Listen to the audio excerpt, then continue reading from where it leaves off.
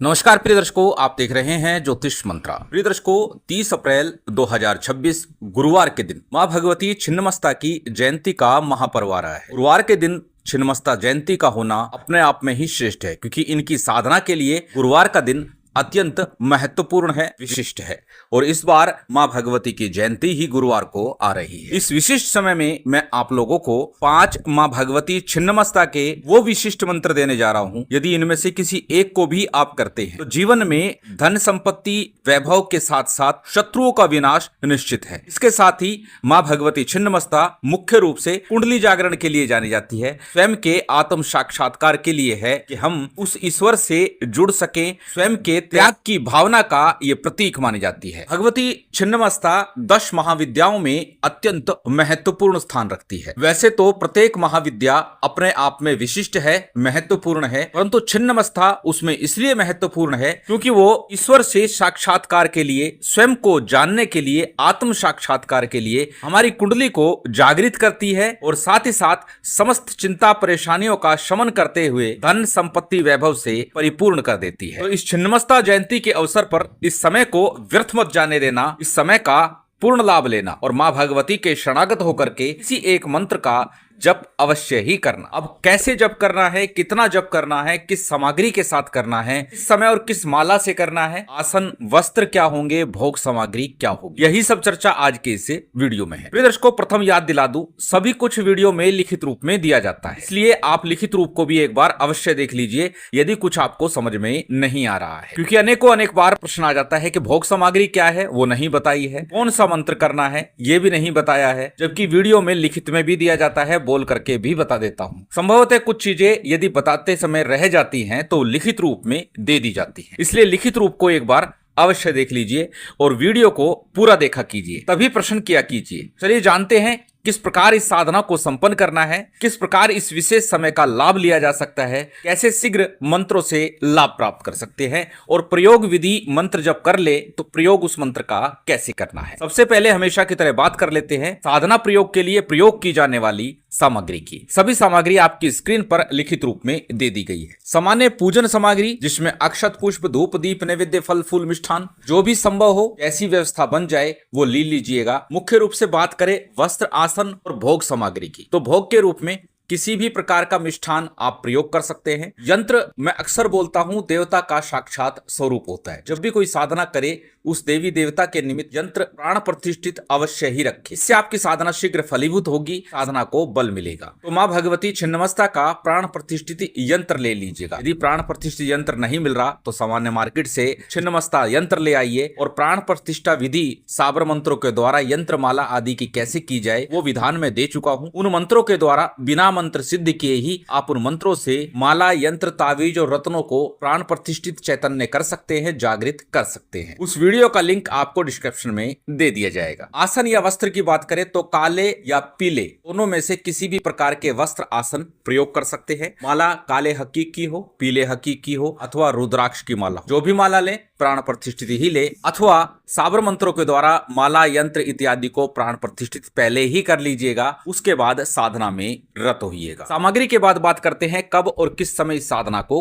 करना है। प्रिय दर्शकों, ये रात्रिकालीन साधना है। 10 महाविद्याओं की साधना रात्रि में ही करना श्रेष्ठ होता है। सूर्यास्त के बाद कभी भी कर सकते हैं, परंतु उत्तम होगा रात्रि 9 बजे के बाद इस साधना का आरंभ किया जाए। कि बार और अनेकों बार बोल चुका हूं, रात्रि के 10 बजे बाद से 2 बजे के मध्य का समय महानिशा काल का समय होता है। तंत्र में अत्यंत श्रेष्ठ माना जाता है और इस समय में की गई तंत्र साधना शीघ्र फलीभूत होती है, इसलिए 10 से 2 बजे के बीच में करें उत्तम होगा, अन्यथा 9 बजे बाद भी इस साधना का आरंभ कर सकते हैं।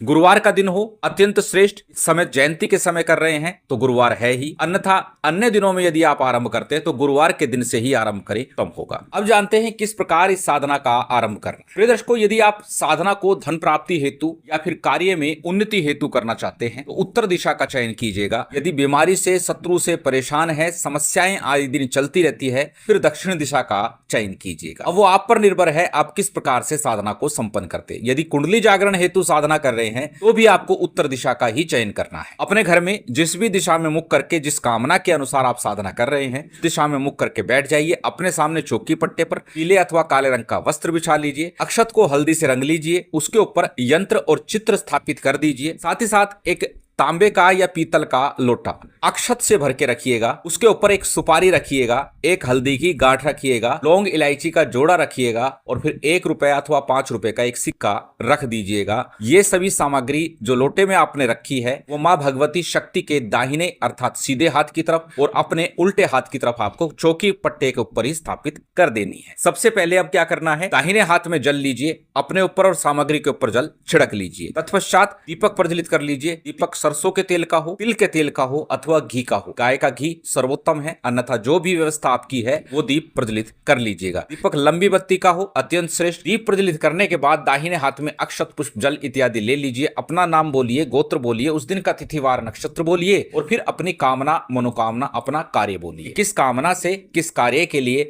माँ भगवती शक्ति छिन्नमस्ता की आराधना कर रहे हैं, उस कार्य का चिंतन मनन करते हुए आपको संकल्प लेना है। संकल्प के उपरांत संकल्प के लिए लिया गया अक्षत, पुष्प, जल इत्यादि किसी थाली प्लेट में अथवा दीपक के सम्मुख छोड़ दीजिए। इसके बाद हमेशा की तरह सबसे पहले पंचदेवों का पूजन करना है। गणपति का, गुरु का, कुलदेव, पितृदेव, स्थान देव, इन पंचदेवों का आपने पूजन कर लिया। पंचदेवों के पूजन के बाद में माँ भगवती छिन्नमस्ता का शिव सहित पूजन कर लीजिए। तत्पश्चात भैरव जी का भी पूजन अनिवार्य रूप से कर लीजिएगा। बार बार बोलता हूँ, जब शक्ति की आराधना हो तो भैरव का, और भैरव की आराधना हो तो शक्ति का पूजन भी अनिवार्य रूप से अवश्य ही करना चाहिए। सभी का पूजन आपने संपन्न कर लिया। तत्पश्चात गणपति और गुरु मंत्र का यथासंभव जप अवश्य कीजिए। यदि गुरु दीक्षा ली है तो अत्यंत श्रेष्ठ, अन्यथा भगवान शिव के पंचाक्षरी मंत्र ओम नमः शिवाय का अथवा गुरु गोरखनाथ जी के ओम गुरु गोरक्षनाथाय नमः, अथवा इस साधना के लिए विशेष रूप से कहूंगा, यदि गुरु दीक्षा नहीं ली है तो हमारे गुरुदेव द्वारा दिया गया गुरु मंत्र का जप भी आप कर सकते हैं। उनको गुरु रूप में मान करके उनके दिए मंत्र का जप कर सकते हैं। ओम परम तत्वाय नारायणाय गुरुभ्यो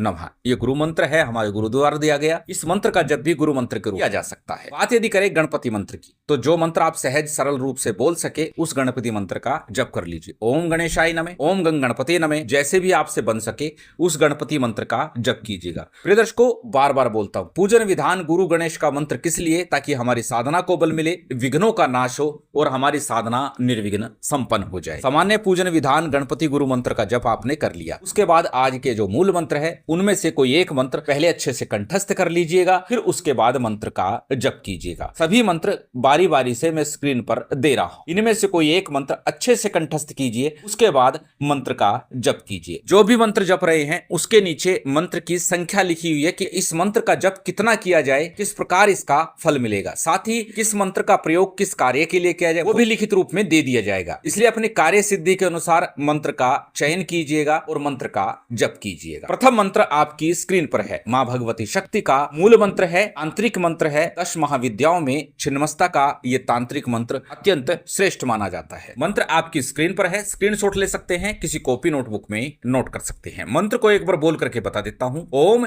श्रीम ह्रीम क्लीम ऐं वज्र वैरोचनीय हूम हूम फट स्वाहा।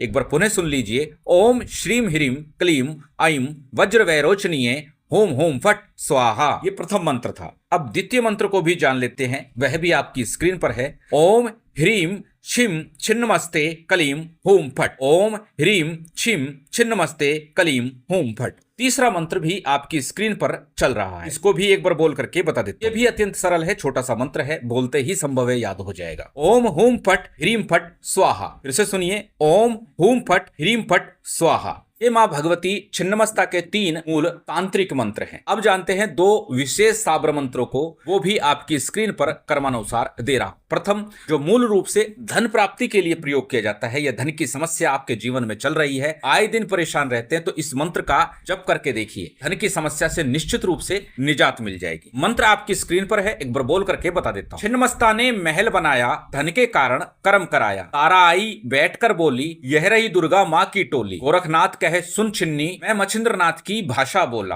अत्यंत सरल मंत्र है, इस मंत्र को पहले अच्छे से कंठस्थ कीजिएगा। धन की समस्या से ग्रसित है तो इस मंत्र का जप कीजिएगा। अब जानते हैं माँ भगवती शक्ति के अभ्र मंत्र है जो सर्व प्रकार की कामना मनोकामना कष्ट संता परेशानी से मुक्त करता है, कामना मनोकामना को पूर्ण करता है। मंत्र आपकी स्क्रीन पर है, एक बार बोल करके बता देता हूँ। सत का धर्म सत की काया, ब्रह्म अग्नि में योग जमाया, काया तपाए जोगी शिव गोरख बैठा, नाभ कमल पर छिन्नमस्ता, चंद सूर में उपजी सुषमनी देवी, त्रिकुटी महल में फिरे बाला सुंदरी, तनका मुंडा हाथ में लीना, दाहिने हाथ में खप्पर धारिया, पीवे रक्त परसे त्रिकुट मस्तक पर अग्नि प्रज्वली, श्वेत वर्णी मुक्त केशा कैची धारी, देवी उमा की शक्ति छाया, प्रलय खाए सृष्टि सारी, चंडी चंडी फिरे ब्रह्मंडी, भक भक बाला भक दुष्ट को मुष्ट जती, सती को रख जोगी घर जोगन बैठी, श्री शंभु जती गुरु गोरखनाथ जी ने भाखी, छिन्नमस्ता जपो जाप पाप कटनते आपो आप, जो जोगी करे सुमृण पाप पुण्य से न्यारा रहे काल न खाए। ये माँ भगवती